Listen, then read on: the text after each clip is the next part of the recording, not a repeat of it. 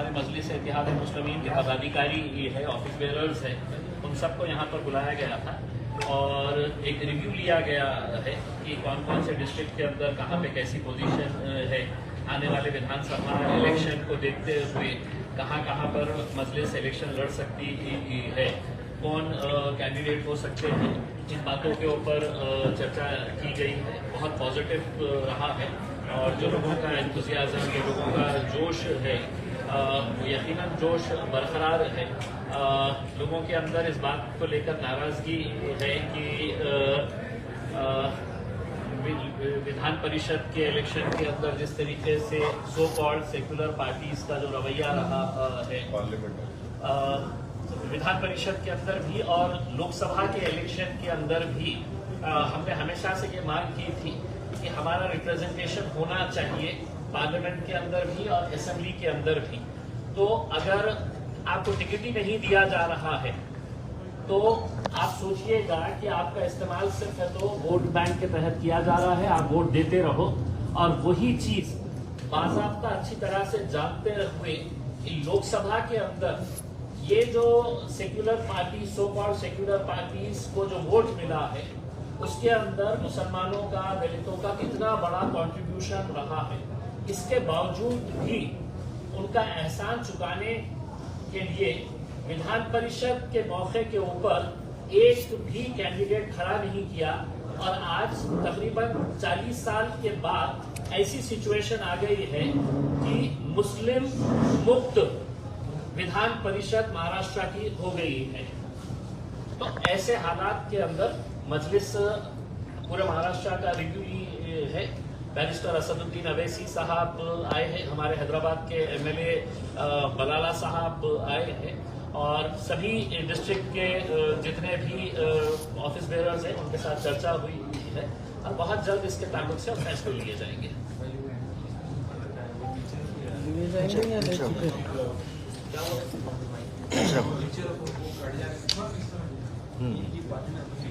चलिए महाराष्ट्र में किसी खड़े करेंगे सर? कौन बात कर रहा हूँ? कैसा आपको बोला ना? देखिए, अभी आज के दिन हमने एक रिव्यू लिया है कि कहाँ कहाँ पे हम स्ट्रांग हो सकते हैं, कहाँ कहाँ पर।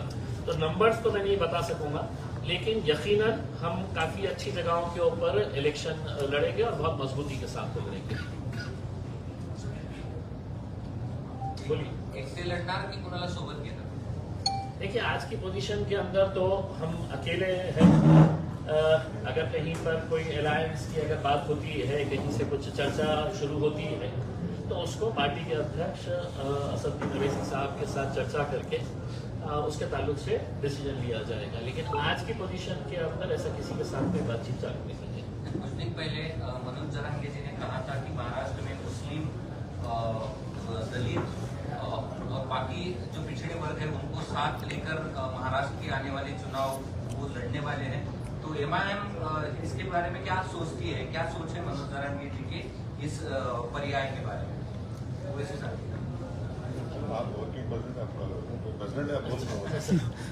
देखिए, एमआईएम को भले ही आप एक अलग नजरिए से देखते हैं, लेकिन हम ऐसा कास्ट बेसिस के ऊपर कि ये जाति के लोगों के साथ में मिलकर हम इलेक्शन लड़े।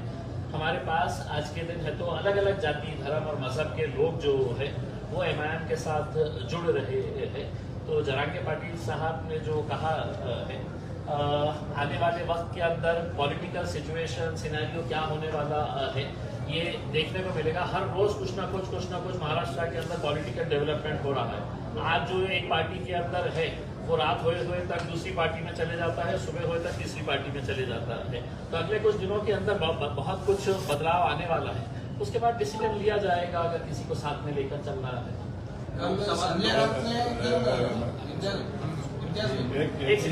ये सवाल का जो सवाल था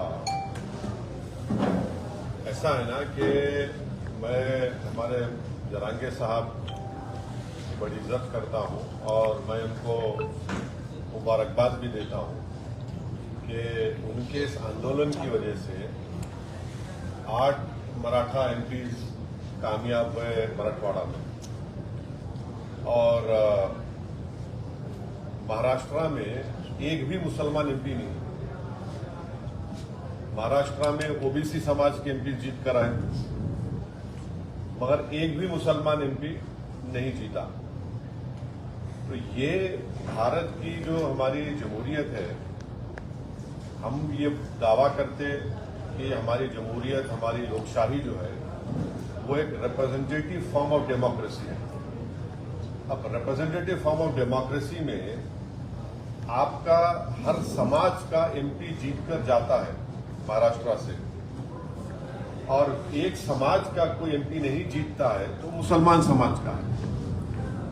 तो ये बात इन तमाम जिम्मेदारों को सोचने की जरूरत है, और हमारी कोशिश यही है कि जो औरंगाबाद से इम्तियाज जलील साहब को कामयाबी नहीं मिली, इसका न सिर्फ महाराष्ट्र के पूरे मुस्लिम समाज में एक गम है, गुस्सा है, और वो गम और गुस्सा ये कह रहा है कि भाई हर समाज का आदमी जीत रहा है।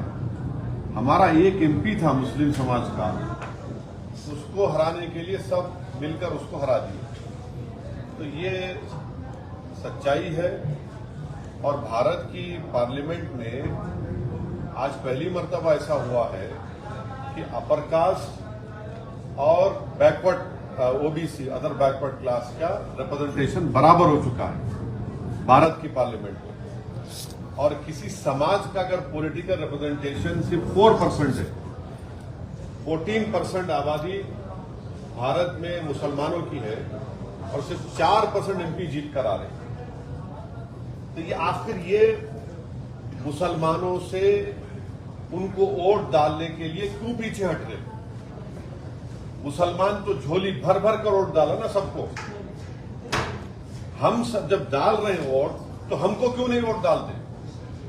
तो ये सवाल मेरा ये तमाम पॉलिटिकल पार्टी से, ये तमाम लीडर से। नांदेड़ शहर के Barkat complex road Baba petrol pump के करीब वाक़े Queens designer suit and emporium में शादी ब्याह, दीगर तकरीबात और यहाँ पर ब्रांडेड कंपनियों के ड्रेसेस का स्टॉक आ चुका है, जिसमें ग्राहकों के लिए इस शोरूम में नित नए डिज़ाइन के कराची सूट, ब्राइडल सूट, लांचा, frock, gown, gharara suit, shirt, salwar, दुल्हन के सूट के अलावा दीगर फंक्शन के बेहतरीन डिज़ाइन के सूट मुनासिब दामों में दस्तयाब है।